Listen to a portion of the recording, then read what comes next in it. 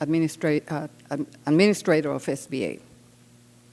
Thank you very much, Chairwoman Velasquez, Chairman Frank, and members of both committees. Small businesses continue to have problems getting access to capital. This is a situation that must be fixed. Small businesses create 65% of the net new jobs over the past 15 years, so we need a robust small business jobs plan that addresses these credit gaps. We've already taken an important step forward. I want to thank Congress for passing the Recovery Act and for the extension of the 90% guarantee and reduced fee provisions. Over the past year, we've been able to leverage $500 million in taxpayer dollars into more than 20 billion businesses. We've also brought more than 1,000 lenders who hadn't made an SBA loan since 2007 back to SBA lending. Compared to the weeks before the Recovery Act, this is a weekly volume increase of more than 90%, and we have a slide up there to illustrate this. But we need to do more. For our small business jobs plan, we've analyzed the gaps in the current small business lending market, and we've constructed proposals that address the most critical problems. We're guided by 3 principles: build on what works, maximize limited taxpayer dollars, make targeted changes as quickly as possible. Our plan has 5 key components. First, for community banks that don't have capital to lend, we need the Small Business Lending Fund that you've just heard described. Second, for banks that have capital but are still having trouble taking the risk, we've asked Congress for an extension of the 90% guarantee and the reduced fees through September.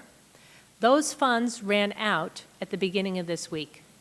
Already, there are 370 loans for more than $140 million in our queue.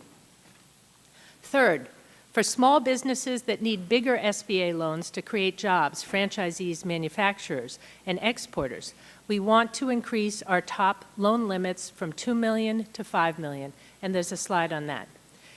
Fourth, for businesses that can't find access to working capital, they've had their credit lines pulled, we need to temporarily raise SBA Express loan limits to $1 million. And there's a slide on that as well.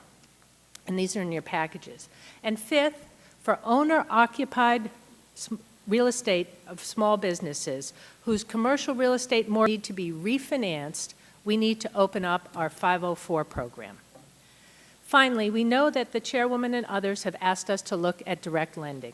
We spent a lot of time working on this, and we found several important concerns and unintended consequences.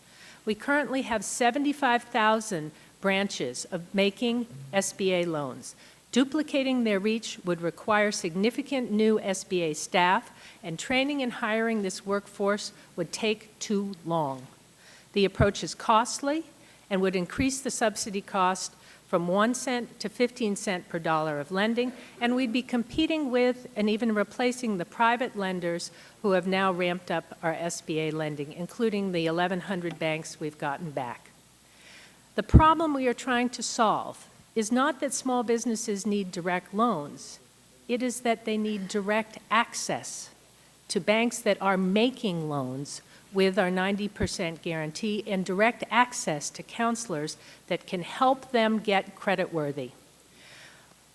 We today are providing everyone here with some information that should help in that matter. These are going to be the names and numbers of SBA lenders in your state or area and our counselors in your area so that you can help refer those who come to you and give them direct access to these programs that are working. Again, the principles of these proposals are to build on what works, to maximize limited taxpayer dollars, and to make the targeted changes as quickly as possible. We are confident that with these actions, we can move to fill the credit gaps and meet the needs of America's small businesses. Thank you. Next, Governor Elizabeth